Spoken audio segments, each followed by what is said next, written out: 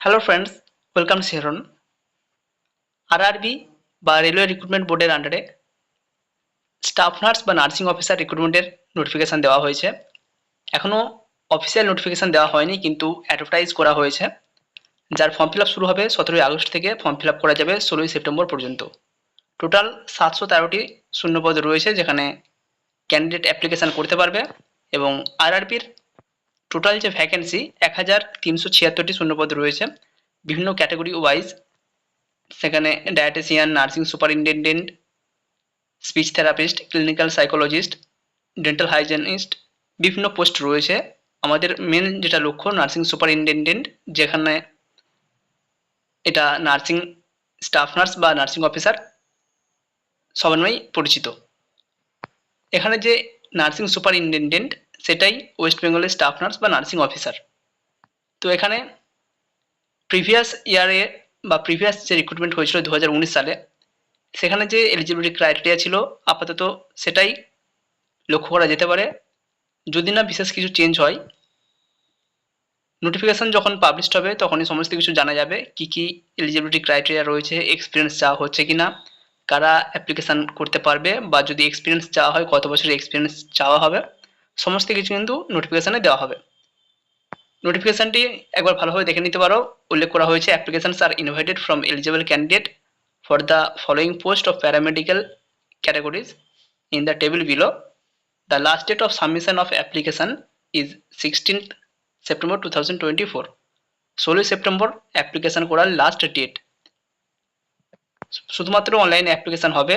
Opening date of application 17ই August, closing date of submission of application 16/9/2024। Nursing superintendent তার যে post, pay level 7, initial pay যেটা payment হচ্ছে 40,900 টাকা, এবং মেডিকেল স্ট্যান্ডার্ড C1। বয়স, এখানে কিন্তু বয়সের প্রচুর রিল্যাক্সেশন রয়েছে বলতে পারো, বা অন্যান্য ক্ষেত্রের মতো এজ লিমিট কিন্তু অতটাও কম নয়। 20 থেকে 43 বছর বয়সের যারা ক্যান্ডিডেট রয়েছে প্রত্যেকে এখানে অ্যাপ্লিকেশান করতে পারবে। আপাতত লক্ষ্য করার এক্সপিরিয়েন্স লাগছে কিনা বা কতদিনের এক্সপিরিয়েন্স লাগছে সেটাই লক্ষ্য করার। Total vacancy 713। এখানে ফর্ম ফিল আপের কথা যেটা বলা হয়েছে, যারা জেনারেল ক্যাটাগরি বা আনরিজার্ভ ক্যাটাগরি রয়েছে তাদের অ্যাপ্লিকেশান ফি 500 টাকা, এবং 400 টাকা রিফান্ড করা হবে সিবিটি টেস্ট যখন সে কমপ্লিট করবে, বা কোনো ক্যান্ডিডেট অ্যাপ্লিকেশান করলো তখন তাকে 500 টাকা দিয়ে অ্যাপ্লিকেশান করতে হচ্ছে। যদি সে সিবিটি টেস্টে বসে সেক্ষেত্রে তাকে 400 টাকা রিটার্ন করা হবে।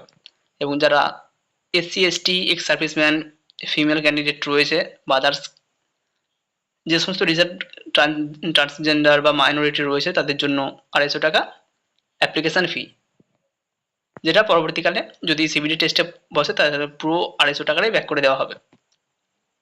এবার কোন কোন জায়গায় বা কোথায় কোথায় অ্যাপ্লিকেশান করা যাবে, কোন কোন ওয়েবসাইট থেকে বা কোন কোন শাখার জন্য অ্যাপ্লিকেশান করা যাবে: চেন্নাই, গোরখপুর, গুয়াহাটি, জম্মু শ্রীনগর, কলকাতা, মালদা, মুম্বাই। ওয়েস্ট বেঙ্গলের ক্ষেত্রে কলকাতা, মালদা এবং শিলিগুড়ি, এই তিনটে স্পেশাল যে রেলওয়ে সেক্টর রয়েছে, এই তিনটে সেক্টরে বা তিনটে ওয়েবসাইটে অ্যাপ্লিকেশান করা যাবে। ওয়েস্ট বেঙ্গলের যারা ক্যান্ডিডেট তাদের জন্য কলকাতা, মালদা এবং শিলিগুড়ি এই তিনটে কিন্তু ইম্পর্টেন্ট রয়েছে।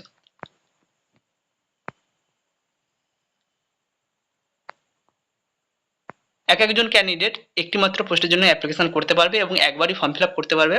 সেক্ষেত্রে যখন ফর্ম ফিল আপ করবে অবশ্যই ভালোভাবে শিওর হয়ে এবং অ্যাকুরেটলি ফর্মটা ফিল আপ করার চেষ্টা করবে, কারণ একবার ভুল হয়ে গেলে ওই নামে একই আধার কার্ড বা একই নাম্বার দিয়ে আর কিন্তু সেকেন্ড ফর্ম ফিল আপ করা যাবে না। আপাতত এই নোটিফিকেশানই সামনে এসেছে, খুব শীঘ্রই নোটিফিকেশান পাবলিশড হবে এবং ফর্ম ফিল আপ 17ই আগস্ট থেকে শুরু হচ্ছে।